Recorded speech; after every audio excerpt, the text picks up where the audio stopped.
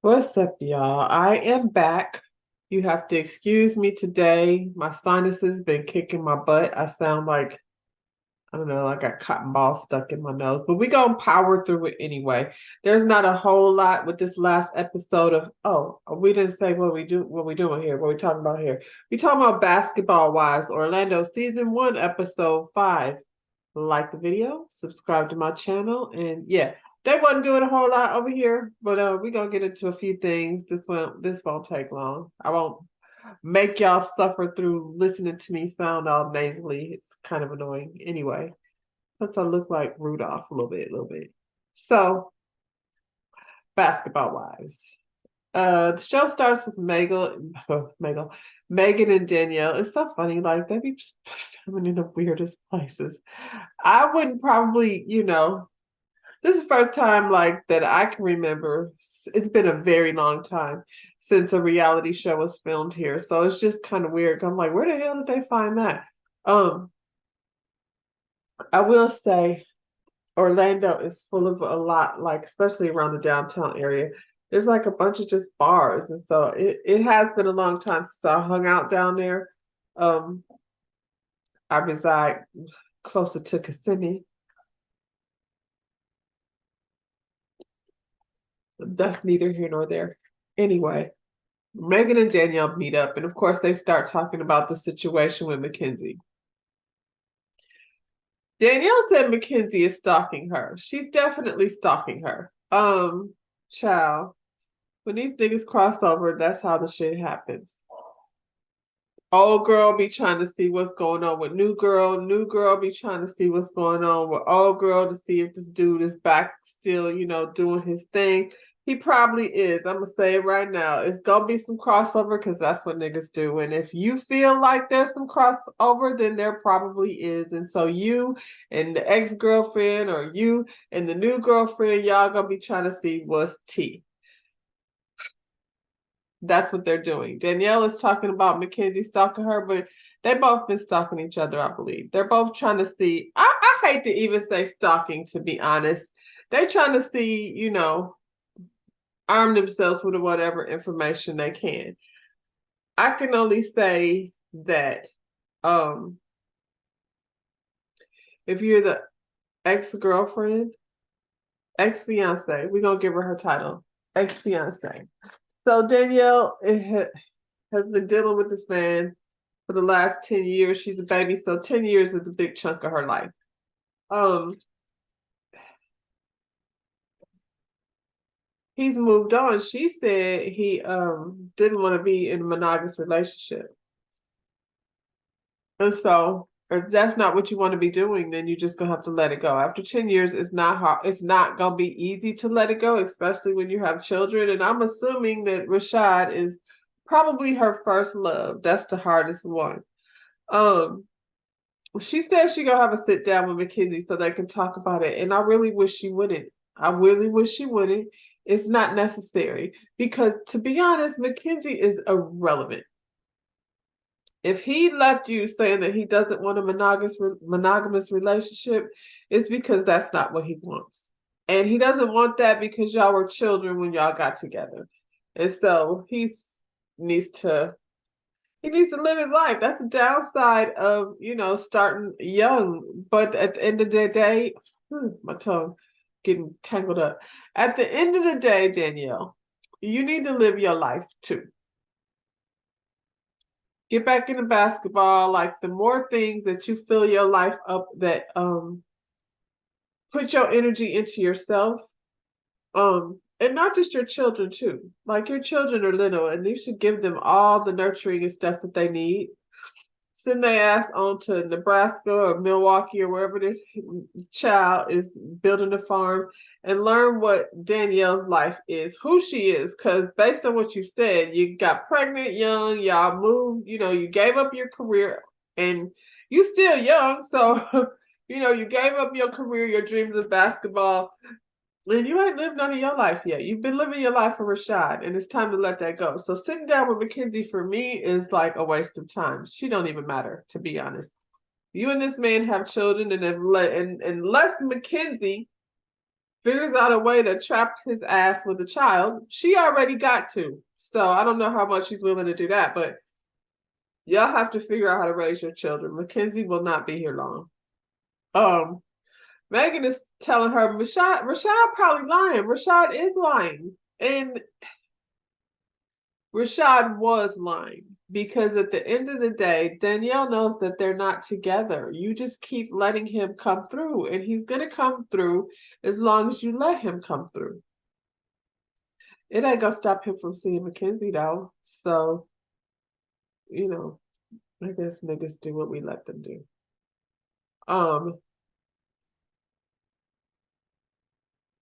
Like I said, Danielle just needs to figure out, like, how to live her life separate from Rashad. You know, Rashad is the father of your children, but he ain't your man no more. Lindsay is preparing for baby, and she gets a phone call, not a phone call, but what do you call it? A FaceTime from her husband. So we get to meet, I ain't write his name down over here, but we'll pull it up somewhere later. Anyway, he is so very disconnected from this pregnancy. And the thing that's weird to me is they're another young couple. All these people are young. So, you know, once you start building families and stuff with these athletes, I shouldn't even put it on athletes. Hell, he can work at the local 7-Eleven because this is just what niggas do. But once you start building a family with them, they start acting different. I'm just surprised that he's acting like this and this is his wife. You know, that's the purpose of getting married, I thought, is to, you know, like start building your family. So he seems very disconnected. Like he has no interest in getting home to see her. This is her first baby. This is also your first baby.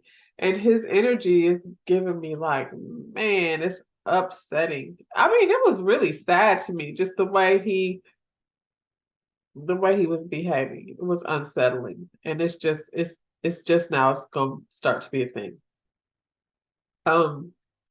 He ain't even just playing basketball. He ain't just in Milwaukee like this other man. He's out of the country. So he's in Israel. And there's drama. And that's always scary too when, you know, countries are like at war or, you know, at unrest within their own space. It's always kind of scary to have like athletes and, you know, military husbands over in these places. So I'm guessing when they were filming that this issue was not going on, and I'm guessing that maybe he probably went ahead and brought his happy ass back home so he could not be somewhere out of the country, at least over there, while he's about to have a baby, a brand new baby. Milan brings her sisters here. She got two sisters that are 17 and 13, and they don't act like, I mean, the 13-year-old don't say much, but they look about the same age. So she's already said her mother had all them kids, and, you know, they talk about their brother getting unalived, and I don't know. When you have a household with that many kids, and I don't know how stable the mother is, and I don't know if the father is present, but it seems like these kids are having to grow up very fast. I don't know where she brought them here from, but, you know, if she can offer some positivity and some guidance in her sister's life, then, you know, so be it. That's kind of your job when you're an older sibling. Help take care of these, you know, your siblings. Like, you know, if she can offer some positivity, like I said, she got a lot on her hands though, because 17 is one thing, but 13 is definitely worse. So yeah, we'll see, I guess, how that works out. They've been running wild. Ashley goes to pay a visit to Nikki. Nikki has a studio somewhere where she's doing hair. Um, Apparently making wigs, that's good money. I could see like Nikki has already established a reputation in this reality world for her own self. outside of the basketball boyfriend. I realize that's why she's on the show, but we know why we know Nikki. I would say being associated with 50 Cent is a hell of a bigger situation to have yourself in. Like she was like Carisha over there with 50. But so Nikki, I'm sure can maintain a very successful business no matter what city she's in because she's well known. The girls are gonna go over there and see what Nikki talking about. And she can get her money for her wigs, and that's my industry, so I'm not mad at that. Nikki, get your money. Ashley, Nikki, if you for real gonna be here, would definitely be the right one to attach your stuff to because she has a store over here in Winter Park. And so as much as your girl Morgan does not like Ashley, I don't know that it's a bad idea to keep yourself out of that, foolishness. They actually had a good moment. They found out that they both had family members that they lost to cancer. We talked a little bit about Ashley losing her mother, and then Nikki said she lost her sister. So they are actually going to partner up. Ashley said there's a cancer center, I believe, above her store, and they're going to partner up to make wigs for, people who for the cancer patients. And one thing, you don't think about is if losing your hair is part of the process. Wigs are very expensive.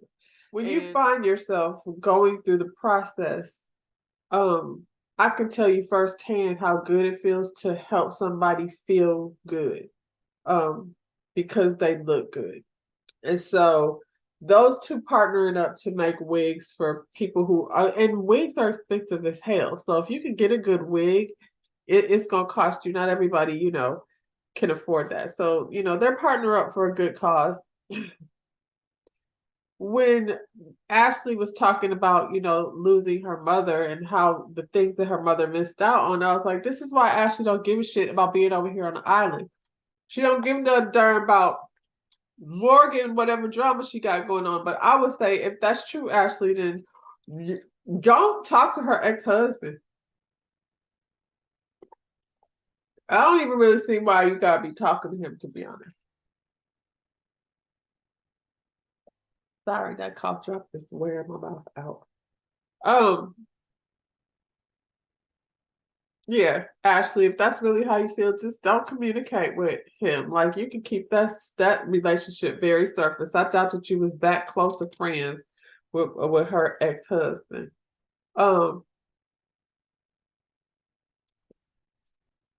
Megan has a little spot by herself where she talks about being raised by her grandparents. So they're leading up to this whole thing where Megan needs to have a conversation with her mother. Okay. All I know about Megan is she's from Bad Girls Club.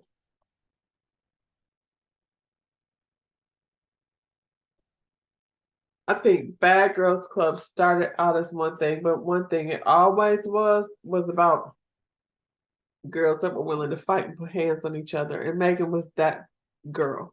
I guess she's trying to change her reputation and finding herself in a different space.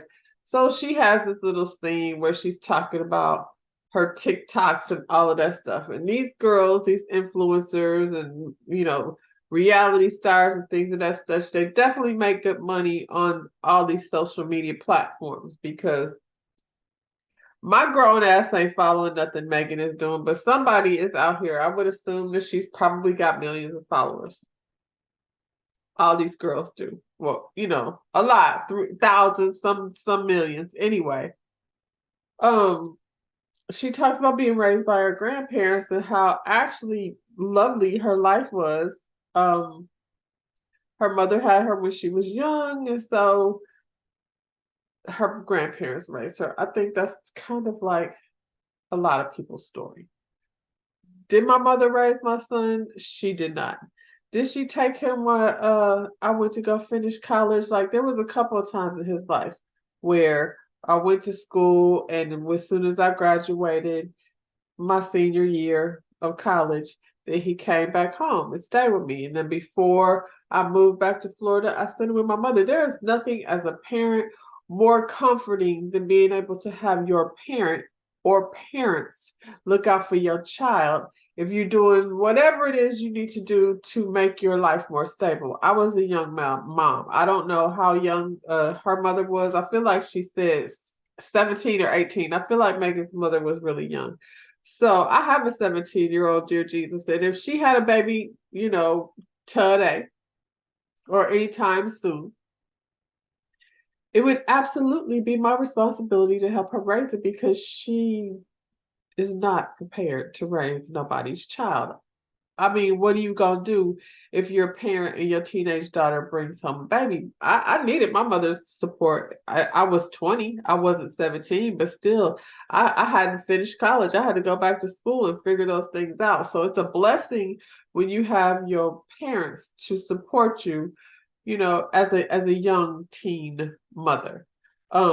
She didn't grow up in a bad situation. She said herself that, she grew up in a two-parent household, probably, middle class, I'm assuming. She didn't say she wasn't like the Mulan over here with the rats and the roaches she didn't say rats, but she did say roaches and bed bugs. Anyway, this man that she's supposedly in a relationship with is pressing her to have a relationship with her mother. I personally don't think that's a bad thing, but I think her and her mother need some therapy to learn how to communicate with each other. But we'll get to that. Anyway, Mackenzie and Danielle meet up with this ridiculous ass meeting that never should have took place in the first place. I don't know why Danielle, you don't really should need to feel like you need to have no type of conversation with this girl. I just don't get it. And where's Rashad? So you said, Danielle, that you wanted to know why she's stalking you. You know why she's stalking you. Mackenzie is quite the liar. Now I see what her daddy means. Now Mackenzie said, well, first of all, her daddy said everywhere he go, every time he go into a different town, her and her sisters is having some type of beef with somebody's man, and yeah. So that's what y'all be doing over here, Mackenzie. Your daddy said that wasn't your first time doing it. I'm just saying. He said, and then you, who claim you, you and Rashad went to the same hometown, grew up in the same hometown in Milwaukee or what have you, and then you did not know about Danielle until you found out she was coming to Basketball Wives, and that's a lie because you grew up in the same hometown. You've been keeping up with him. You knew he had a fiance. You knew all. I can guarantee you right now, if I felt like researching this couple right here, we would see her in all the everything with the children. There's two of them. You know what I'm saying? So you know what it is, Mackenzie. You didn't care. This boy told you they weren't together no more, and instead of you saying, well, we're gonna pause and let me see what's up. You went full in, talking about he's like home when I'm with him. How? Because you was just fighting with this other girl, Neek, over here about your baby's daddy. You so involved in their life, you done rented a place 3 doors down from them. And y'all having play dates on the sidewalk. Give me a break, girl.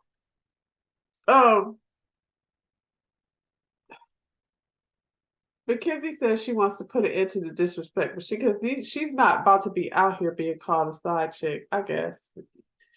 Y'all wear that shit out too, side chick. I guess if listen, if there's a man in the scenario who is playing both of y'all, fiance, wife, girlfriend, I don't care. If he's playing both of y'all and going in between, and your method is to keep sleeping with him in order to get, I don't know, somehow come between him and his new prospect, that's not gonna work. Both of y'all is on the side. Everybody's on the side because the new girl know that she's going back and dealing with the old girlfriend. The old girlfriend is, I don't know, thinking she can pussy him back to the house. You can't. So yeah. Y'all both on the side. So y'all just need to throw that whole terminology to the fire, because the point at which you know there's a side chick, then all parties involved are side chicks. I seriously doubt Rashad is just going in between the two of y'all. There's probably more. He feeling himself. He just said he don't want to be monogamous. He out there doing whatever. Um, Mackenzie was being so snarky. It was so annoying. Like, I guess if she didn't just sit up here and say how Dwayne was over there in a relationship with Neek, then you should at least like understand where this girl is coming from. You know, at least enough not to be such an ass. Um, Danielle asked her if she'd been around here. She first they was talking about I think Danielle says something like he's not here in Orlando, and Mackenzie's like, I know, I took him to the airport this morning. See, that stuff right there. At the end of the day, if he's here in Orlando, probably he saw his children. So you know that he's not just going over there and dropping off his kids. Mackenzie, you know what it is. Y'all are trying to, I don't know, he ain't neither one of y'all's man. So I don't know what this sit down is irritating the shit out of me. I mean, did Danielle ask her if she's been around her kids? And Mackenzie sitting up there smirking. I just wanted to slap her myself off that chair. Danielle, you're not gonna be able to control that either, baby girl. He gonna have your kids around whatever it is he's doing over there. And there's nothing really you can do about it. You know, it sucks, but it is what it is. Um, Mackenzie gonna say something about you be calling him, harassing him to pay your rent. Girl, who paying the rent down to that apartment over there? Dwayne? Is he the one paying the rent over there? Shut up with that. Now, girl, come on. I know you're not. I know you're not. And Rashad, your pillow talk, stop pillow talking about your ex-fiance. It's just disrespectful. You, Rashad, need to make sure Mackenzie or Sally or Barbie or Bippy or Boo Boo or who the hell it is you want to be dating is gonna be respectful to the mother of your children. Y'all have to have some element of respect to one another. I would never want to go into a situation with a man that has children, you know, and I'm not even talking about no crossover shit. I'm just talking about in general. I would not want to go into a relationship with a man that has children with someone and I am, you know, causing drama with him and the kid's mother. That's you now you're about to make your own life miserable for no reason. It's stupid. Um Devin, that's this man's name, Lindsay's husband. He comes home. I'm sorry, Devin. Lindsay said like you're the kind of guy you got to know him to love him. That's sad, Lindsay. I guess because he's not very lovable in real life or on TV.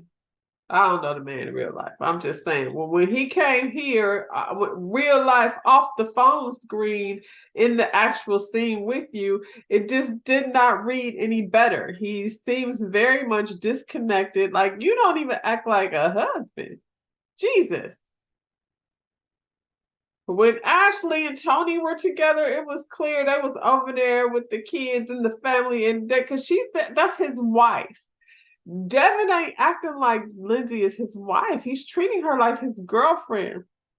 It's weird. Um, Megan has a meet up with her mother. I think this is a bad idea, too. It's just another meeting that's a bad idea. I feel like when these people come on television with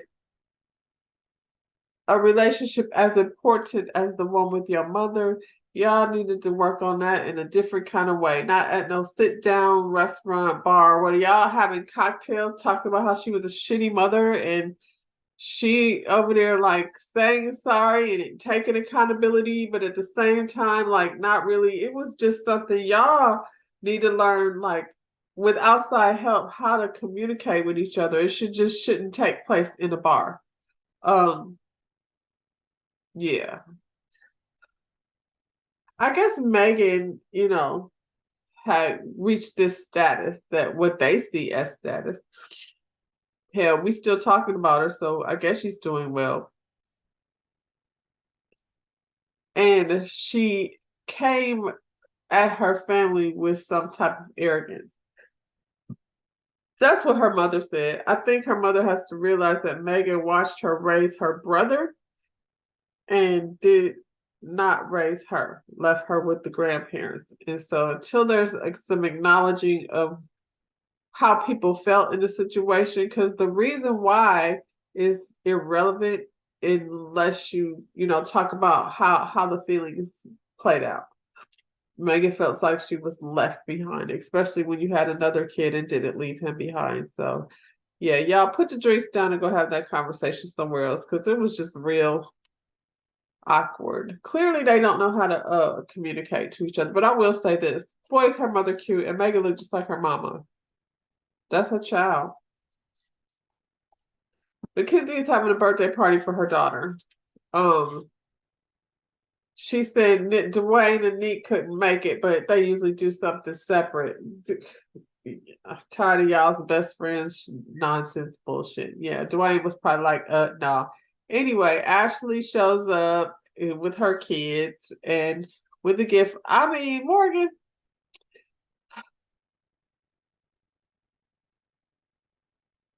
I get that beef is personal.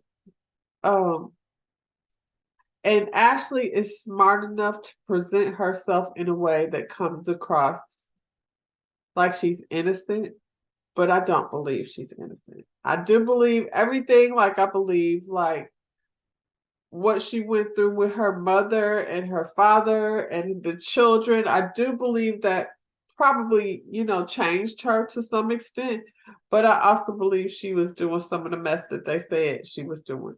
So Morgan, you have to learn how to control yourself different so you can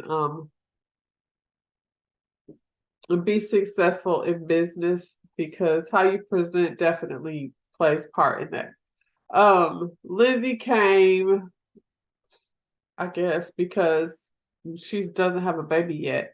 Lizzie is trying to get in when she fit in. So I guess she ain't had, I don't have no sides, but Lizzie is Morgan's friend. So be careful how you navigate that, Lizzie, because while you got Morgan going to your prenatal appointments and stuff, because your husband ain't trying to be doing it, she gonna get mad if you just establish some type of relationship with Ashley. That's how the lines have been drawn in the sand. So, but Mulan came and they sit around and talk about what happened at that thing. Mulan is still upset about the fact that Danielle, you know, punched her, however, wherever she punched her. Mackenzie is just irritated because they're talking about Danielle.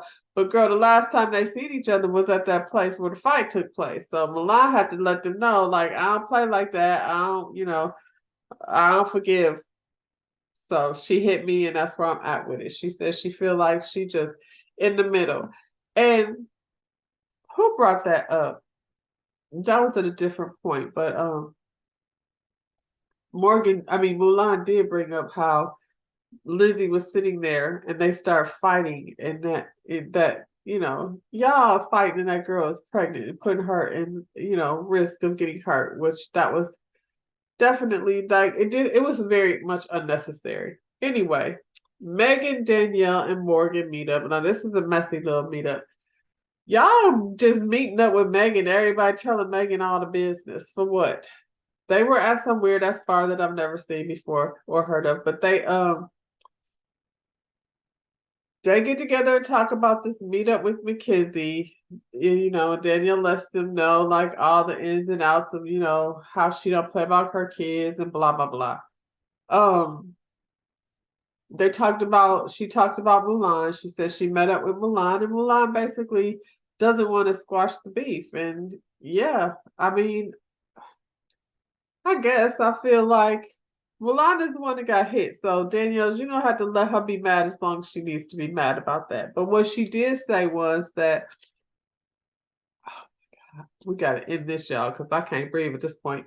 What she did say was Mulan put herself in the middle, and she absolutely did. Mulan, you were the one that decided to have this Last Supper. This was your idea. And then you get to the Last Supper and don't have no control over, your guest list. Try to put people directly across from each other. Like it's like you were like playing with a can of gasoline and a lighter in one hand. And hopefully the shit don't catch on fire where you blew your shit up. And so that's, and you got punched. So I guess, Danielle, who gives a shit? Well, Morgan Case, Mulan ain't really, serving you no good. Y'all was over here basketball friends, but if you can't, then you can't. So find another basketball friend. And don't let Morgan keep you all revved up. Like you talked to Mackenzie, that didn't go well. Y'all just, stay away from each other. And on that note, I'm gonna go ahead and go because at this point I can't breathe. But I would like you to go ahead, like the video, subscribe to my channel, and hopefully next time you see me, yeah. Bye, y'all.